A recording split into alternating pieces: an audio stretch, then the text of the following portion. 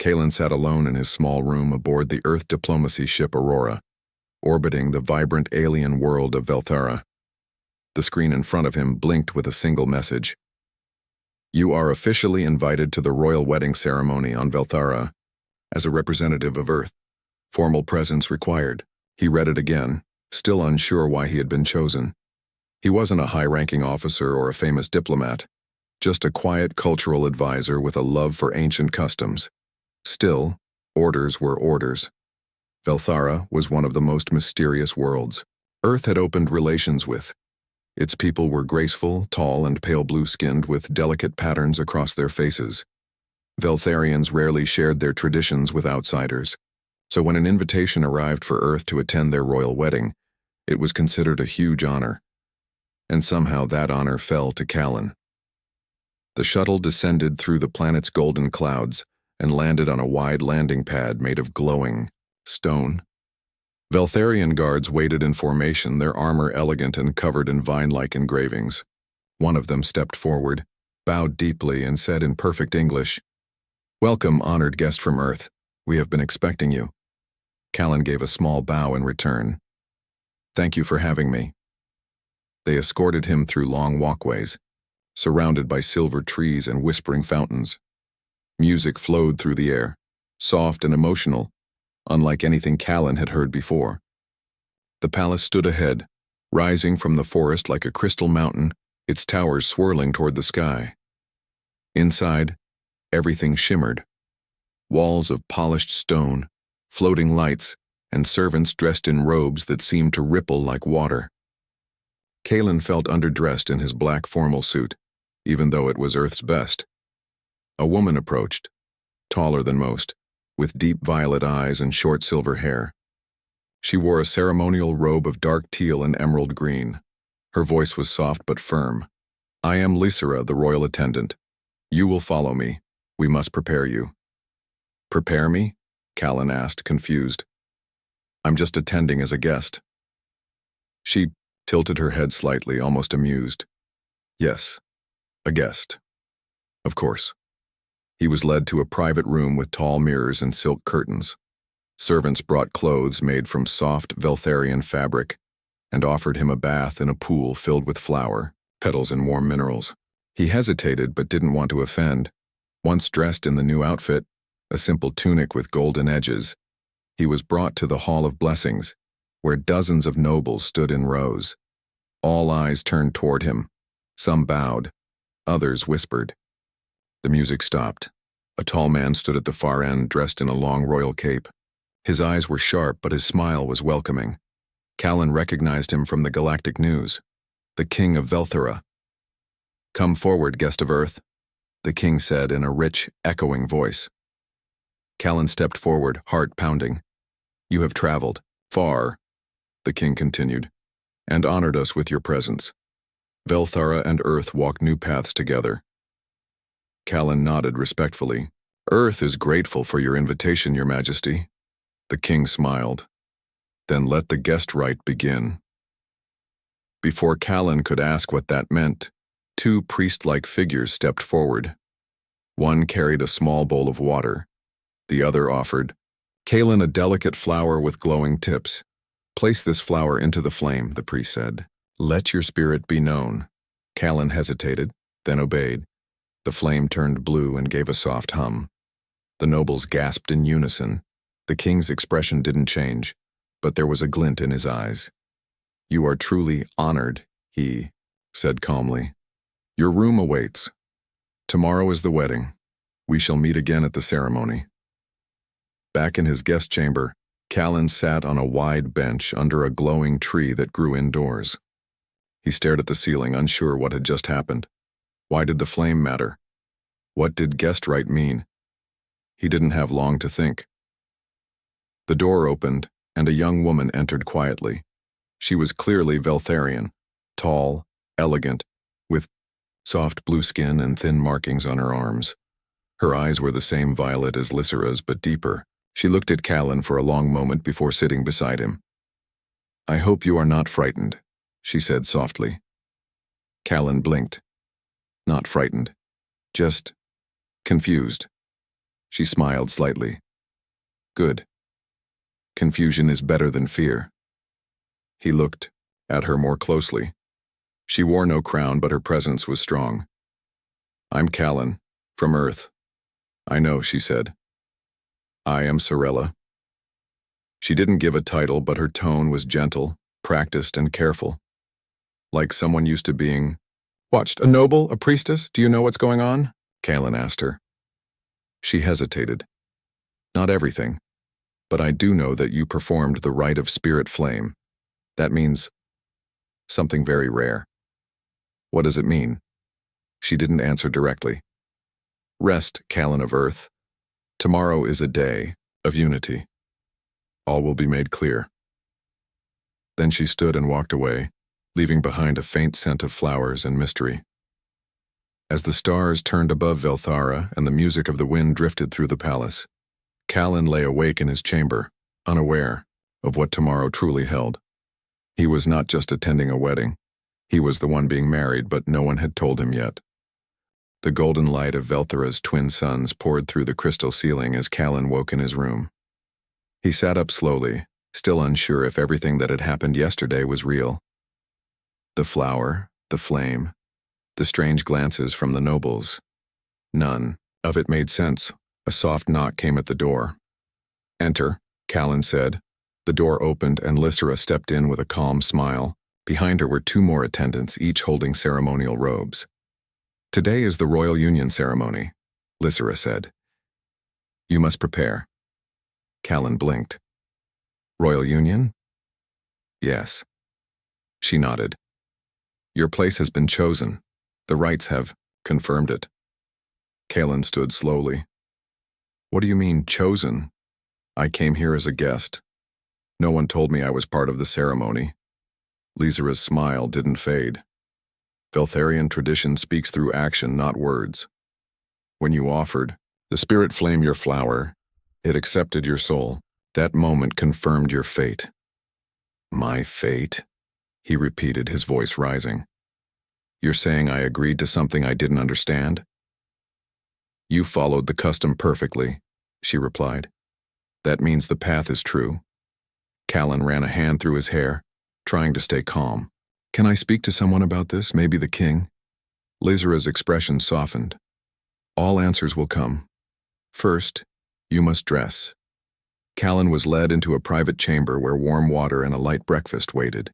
He tried to eat, but found his thoughts too heavy. Once clean, he allowed the attendants to dress him in a silver and blue ceremonial robe. It shimmered like moving water. They guided him through the palace again, this time into a garden filled with alien flowers that responded to footsteps, blooming gently as he walked past. The breeze carried soft music. At the center of the garden stood a tall stone archway carved with ancient symbols. There, standing quietly, was Sorella. She wore a long robe of white and silver, her face covered by a delicate veil.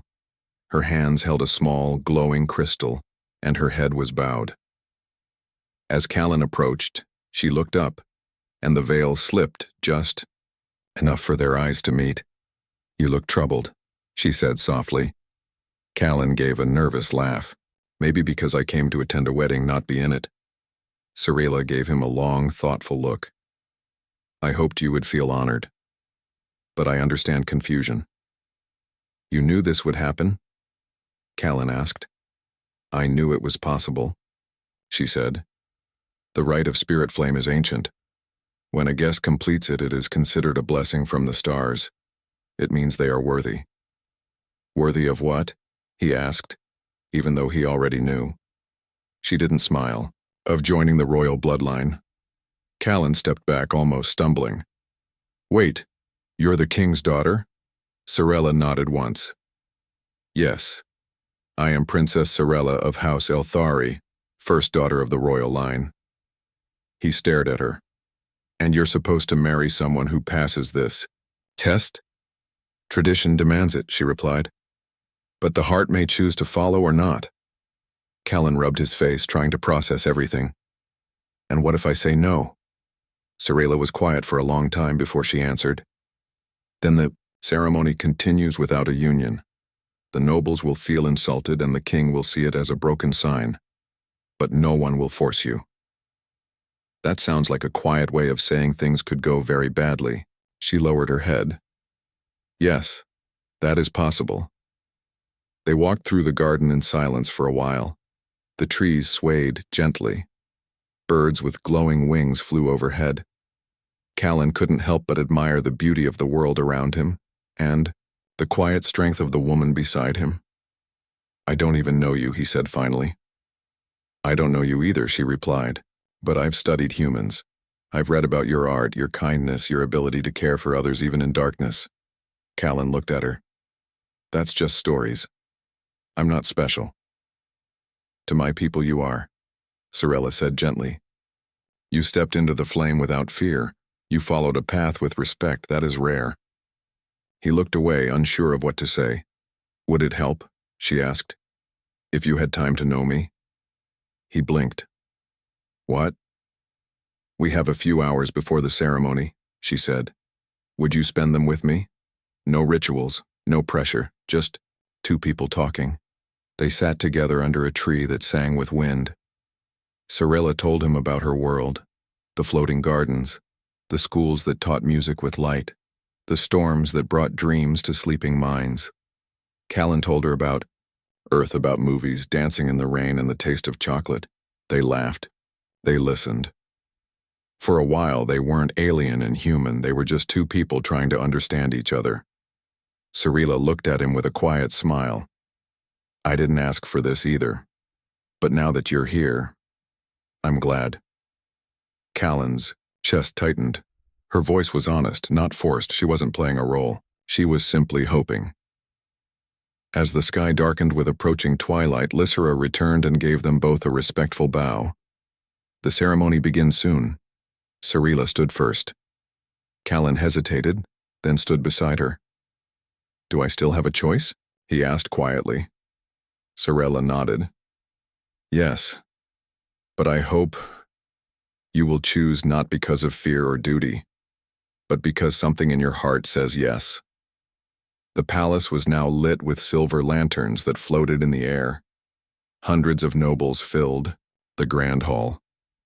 The king sat on a tall seat, his face unreadable.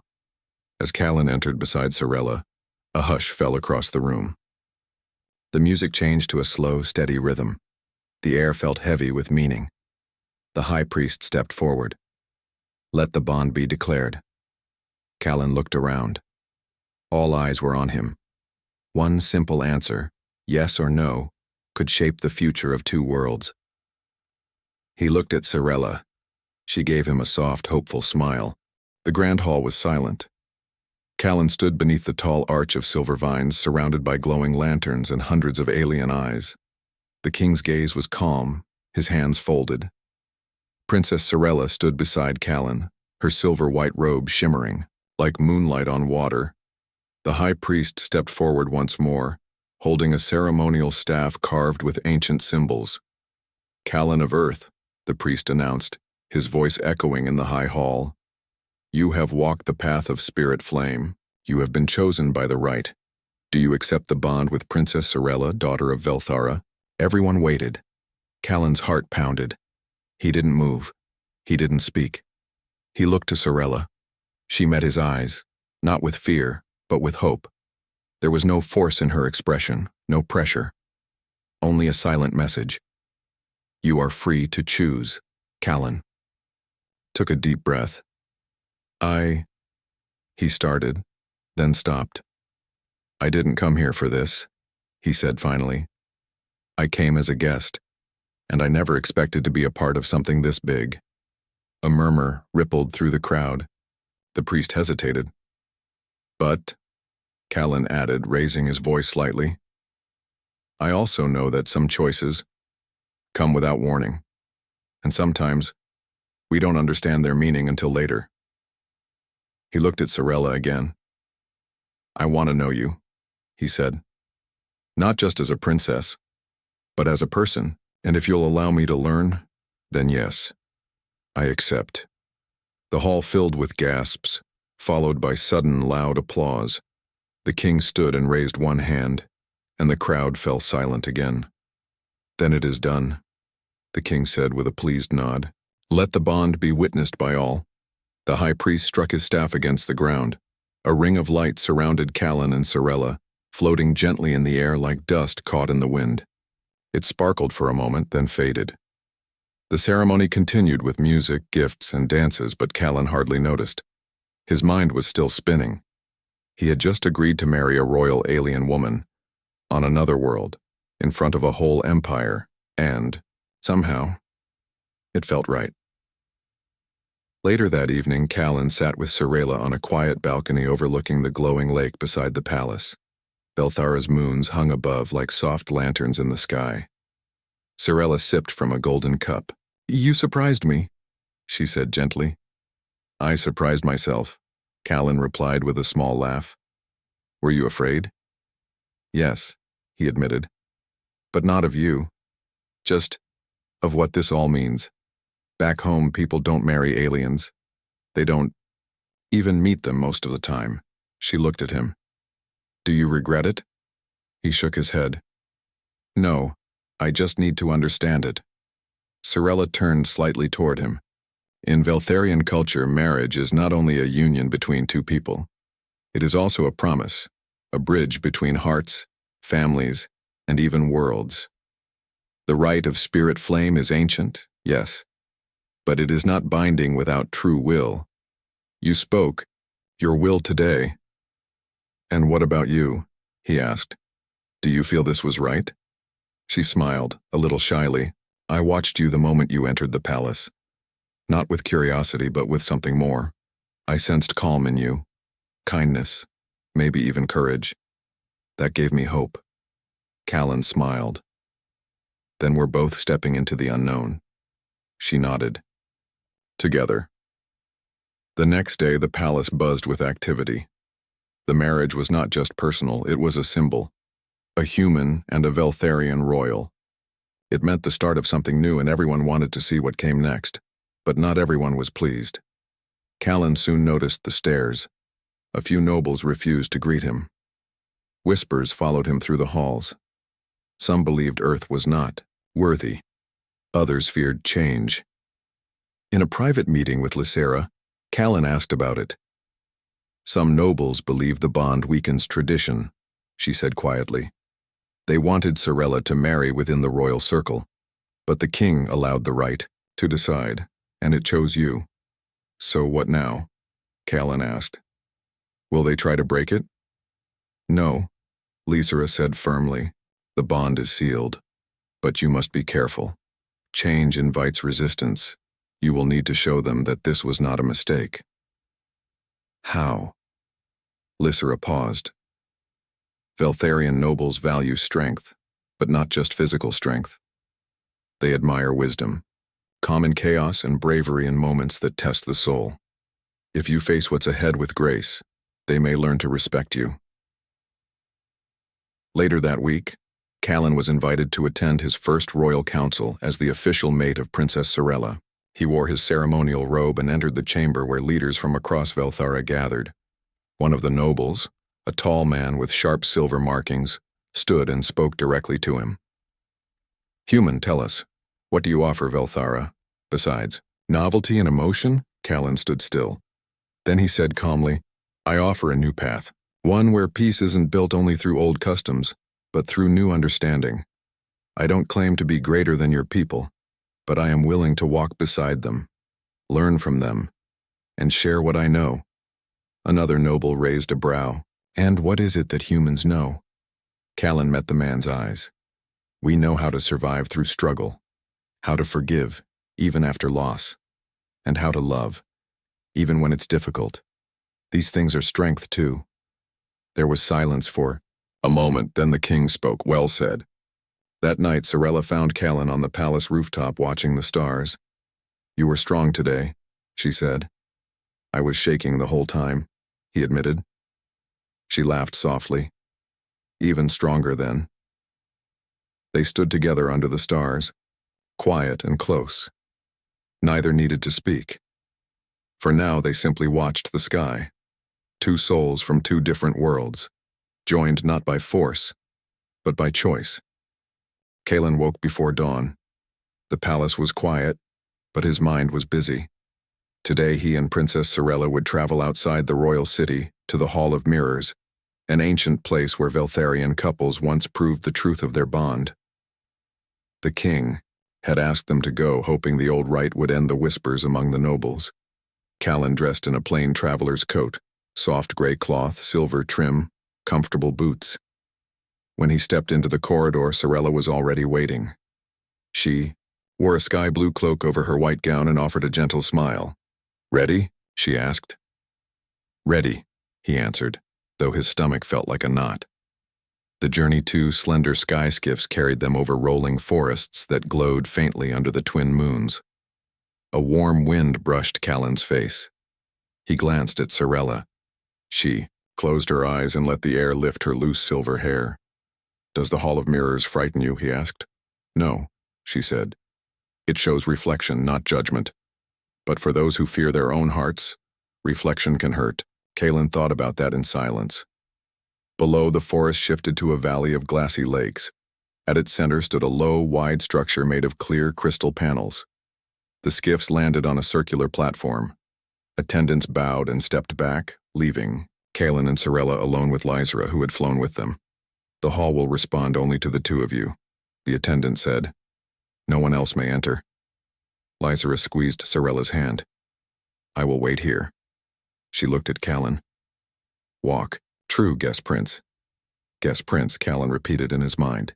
The title felt strange, but lighter than yesterday. Inside the Hall of Mirrors, the great door slid open without sound. Inside, hundreds of tall glass pillars rose from a still floor that reflected everything like water. With each step, Callan and Sorella saw countless images of themselves, sometimes near, sometimes far, sometimes younger or older, smiling or sad. "It shows memory and possibility," Sorella whispered. Callan stopped at one mirror wall. In its surface, he saw himself on Earth as a boy, building a small model spaceship. A simple memory, but full of wonder. He reached out. The image shimmered, turned, and showed him standing beside Sorella on a distant beach, laughing under a purple sky. Another step, another mirror. Sorella practicing royal speeches while alone, her hands shaking. Then Sorella walking through a market, no guards, feeding a street musician. Callan realized many nobles would never see these private moments. The hall showed hidden truths. At the center of the chamber lay a single circular plate of metal, no, bigger than a table with 2 hand-shaped hollows. An inscription glowed, "Place your hopes here. Let them rise or break." Sorella placed her hand first. Callan followed. Light filled the plate, traveled up their arms, and burst into a gentle mist overhead. The mist shaped itself into pictures, one after another. Sorella teaching human children music. Callan and Sorella opening a new embassy between worlds. Both of them walking through a garden with a small child, half human, half Veltharian, laughing, in the sunlight. The images faded. Silence returned. Sorella's eyes shone. "The hall accepts us." Callan let out a long breath he did not know he was holding. "Then it is real," he said softly. "Yes," she answered. "Now we show the nobles." They turned to leave. Only the door was no longer open. It was blocked by 3 tall figures in dark cloaks. Saboteurs. The tallest stranger stepped forward. His hood fell back, showing the sharp features of Lord Vecron, a noble who had challenged Callan in the council. "You passed one test, human," Vecron said, voice cold. "But words and pictures prove nothing. A union with Earth weakens the crown." Sorella stood firm. The king gave his blessing. "He is old," Vecron snapped. "Tradition keeps us strong." He pointed at Callan.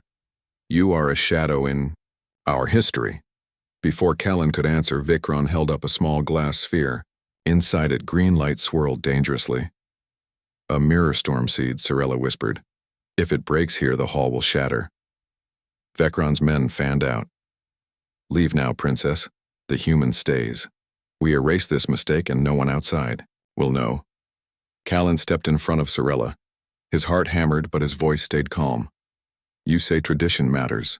Then honor it. Duel me. Mind to mind, heart to heart, right here. Let the hall judge again. Vecron laughed. A duel of souls? Against you? Callan nodded. If I lose, I'll leave Velthera at once. Cirilla gripped his sleeve. Her eyes asked, Are you sure? Callan gave the smallest nod. Vecron, proud, accepted. Duel of reflections. They placed their hands on the plate together. Light burst upward, forming two towers of mist, one shaped like Callan, one like Vecron. The figures circled, changed, flashed. Images. Vecron leading troops during a border skirmish, victorious but cruel. Callan tending to wounded miners on Luna during an accident, frightened yet gentle.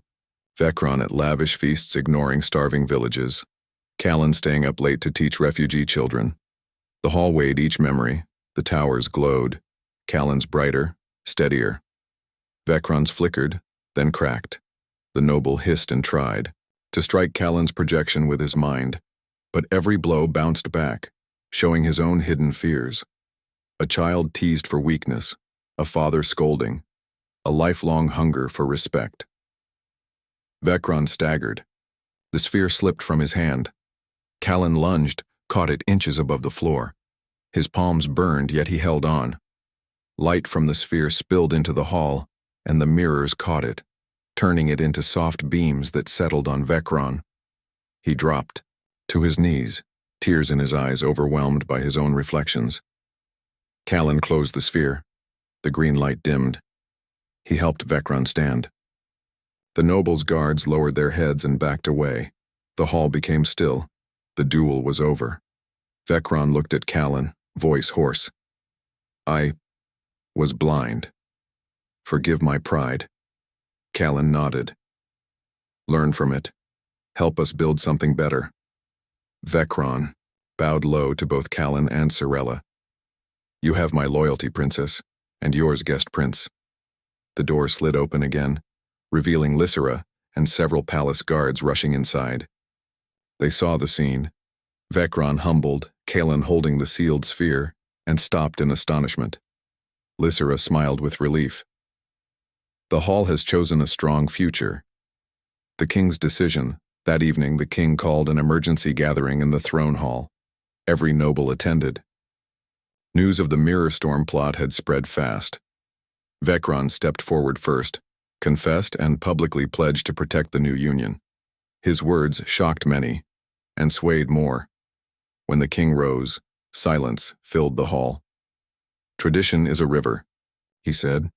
It must flow forward, or it dies and leaves only dust. Today, my daughter and her chosen mate kept the river alive. He turned to Callan. You face danger without a blade, using only heart and memory. Velthara honors such courage.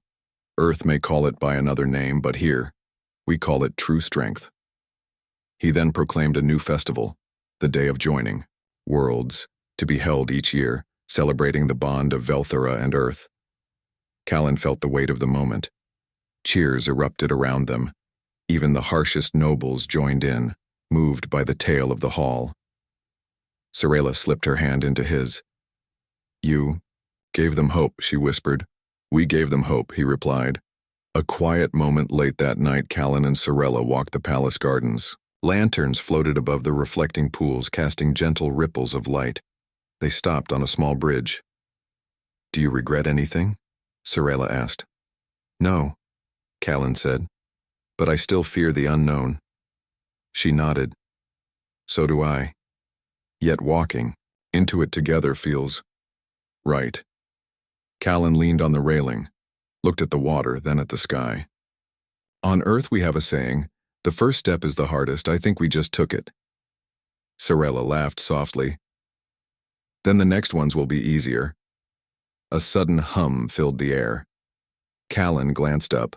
Small communicator beads on Cirilla's wrist flashed. She touched them, listened, then her eyes widened.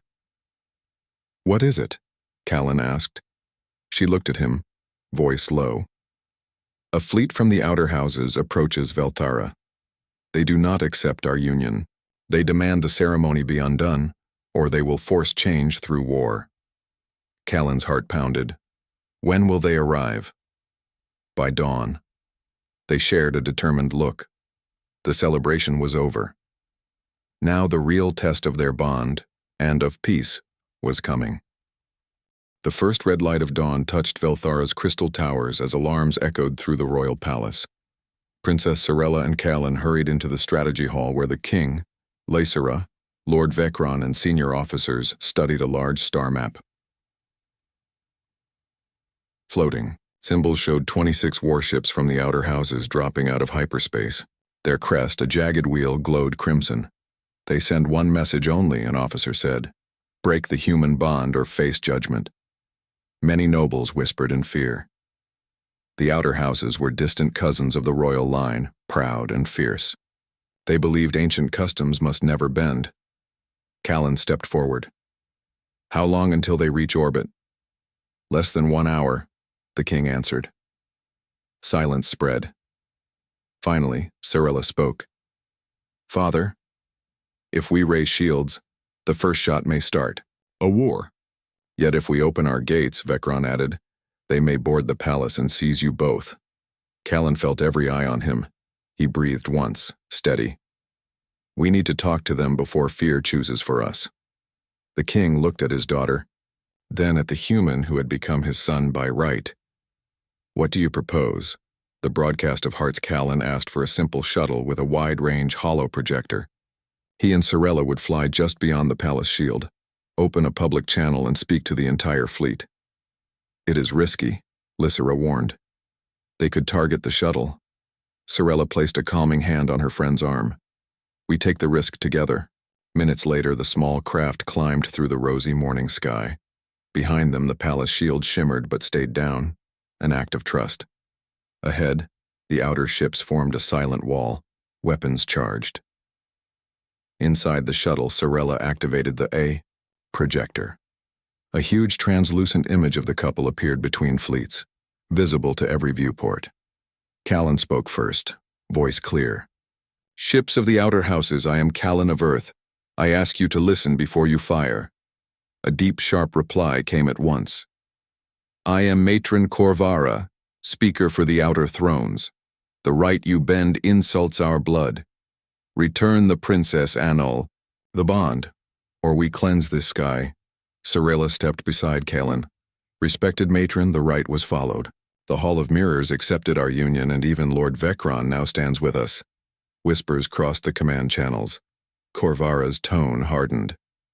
Words from traitor lords mean nothing. Prove your worth, human, or leave our realm. Callan nodded. Then let the hall speak for itself. He tapped a control. The projector changed, showing recordings from yesterday.